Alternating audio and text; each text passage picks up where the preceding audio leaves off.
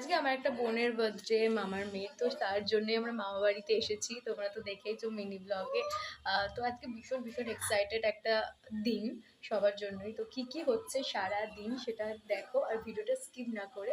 তো ভাই পরে দেখা হচ্ছে খুব তাড়াতাড়ি। এখানে অনু এখন ফোন দেখতে দেখতে চুল বাঁধছে, আর আমরা এসেছি এখন চুল শোকাতে। আর বোনকে একটু চুলটাও বেঁধে দেবো, কারণ এক্ষুনি আমরা বেরিয়ে যাবো একটু পরেই। তো একটু পরে দেখা হচ্ছে।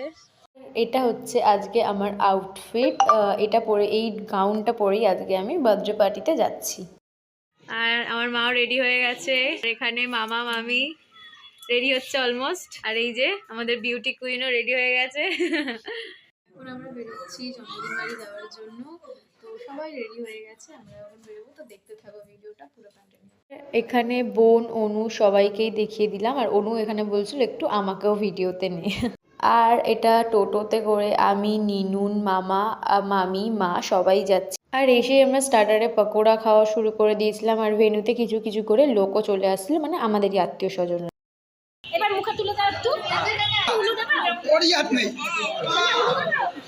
তোমরা তো দেখলেই বার্থডে গার্লকে বার্থডে পার্টিও চালু হয়ে গেছিল। আর এটা হচ্ছিল ভীষণ সুন্দর একটা কেক। আমি এসেছিলাম নিজের ভাগের কেকটা নিতে, একটু বড় করে কাটিং করে নিতে।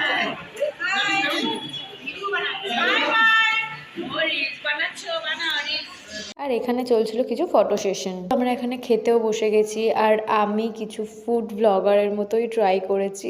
তো মেন রাধা পল্লবী ছিল, আর ছিল চাট নেওয়া। তারপর ছিল মাটন বিরিয়ানি, চিকেন চাপ, আর তার সাথে চাটনি পাঁপড়ও ছিল, যেটা আমি তুলে। তাই ওকে নিয়ে আমরা একটু ঘুরছিলাম, মানে আমি বেসিক্যালি একটু ঘুরছিলাম। অনেকক্ষণ সেজে গুজে থাকার ফলে আমি একটু টায়ার্ড হয়ে গেছিলাম, তাই আমি আমার ড্রেসটাও ভেন্যুতে চেঞ্জ করে নিয়েছি। আর এখানে তো সবাই মিলে গল্প করছে, মানে ফ্যামিলি সবাই একটা অনুষ্ঠানে এক জায়গায় হলে যেটা হয়। মিতি মিতি বাবা, তুমি মিষ্টি খাচ্ছো? একটু পোজ দিয়ে খাও, একটু পোজ দিয়ে খাও। আর দেখলেই ধৃতি কিরকম বদমাইশিটা হয়েছে। আর এখানেও কফি খাবে বলে কফিটা নিচ্ছিল আর ঢালছিল। চাটা ঢেলে দিল।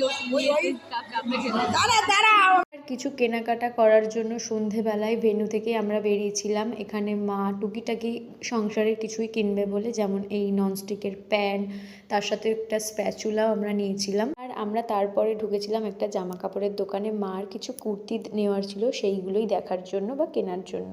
মা দুটো কুর্তি নিয়েছিল, তার মধ্যে এই খয়েরিটা একটা, আর একটা তোমাদের সাথে শেয়ার করা হয়নি। কেনাকাটা করে আমরা একটু ফুচকার দোকানেও এসেছিলাম। আর ফুচকা খাবো না বাইরে বেরিয়েটা কি হতে পারে? তো ফুচকা খাওয়ার পরে আমি একটু চিজও কিনেছিলাম।